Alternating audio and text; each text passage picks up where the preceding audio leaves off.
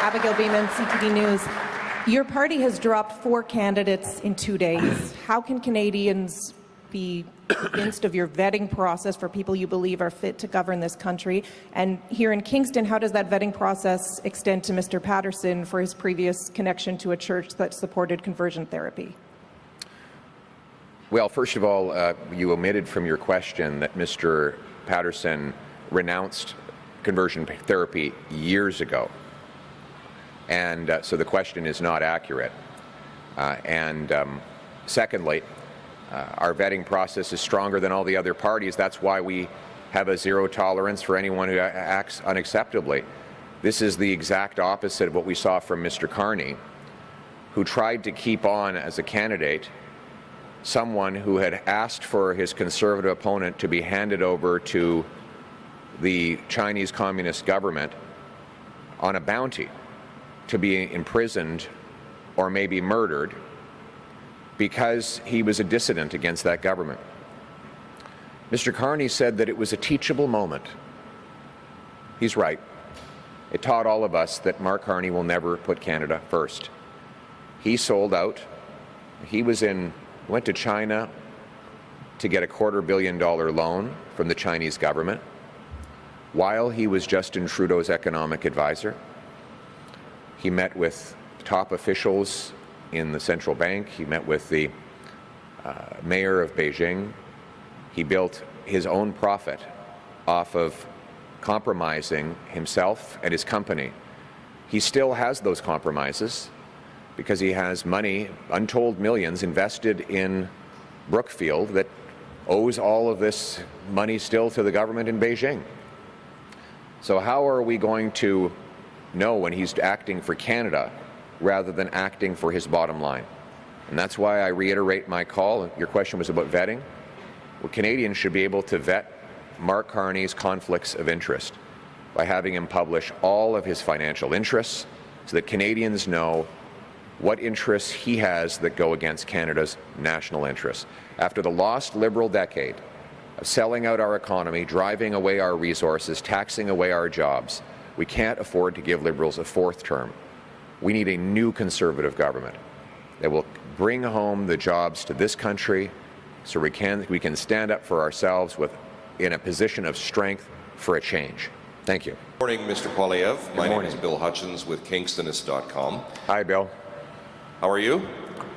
Great. How did you like our rally yesterday? It was nice. Big crowd. Very big crowd. How many people do you think were there? 3,000 to 4,000. It's pretty big. When was the last time you had that in Kingston? It's been a while. Yeah. But I understand too that a lot of your supporters came out from across the region as well, not just this riding. So that was nice of them in this rain. It was a rough night to drive in. I don't know. Did John A. Macdonald have crowds like that when he was the MP here? He may have had a few crowds around City Hall back in the day. As a matter of fact, I was going to ask you about one of the questions I'm going to ask you is about putting Sir John A.'s statue back in Kingston and the impact that might have on Indigenous relations and truth and reconciliation. But I did want to also touch on this other question here that experts have predicted that Kingston will be kind of shielded from the impact of the severest impact of the tariff war, partly because we're a government town. Lots of government employees, including a large military base, as you know. But you talk about slashing government jobs and bureaucracy as part of your platform. So I want to know what you would say to those anxious federal workers in this and other communities across the country. Are their jobs safe in these uncertain times? Yes, we've said our reductions in the federal bureaucracy will be done by attrition. We have 17,000 public servants who voluntarily leave every single year, many to retire, many to accept other job opportunities, and that allows us to reduce the cost of the bureaucracy without giving out mass pink slips.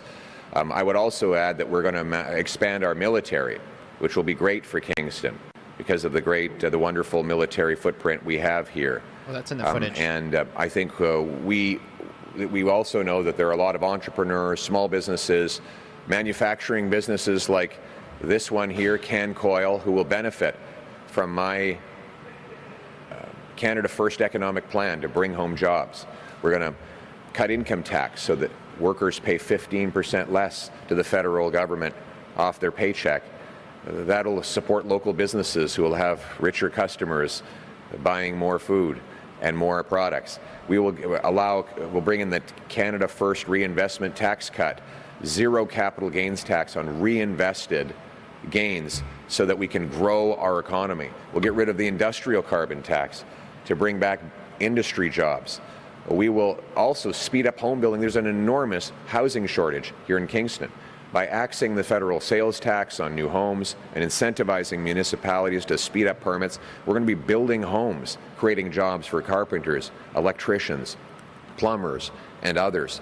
After the lost Liberal decade of rising costs and crime and a falling economy now under America's thumb, we can't afford to give Liberals a fourth term. We need a new Conservative government that will axe taxes, build homes, unleash our resources, and bring home our jobs for a change. Thank you.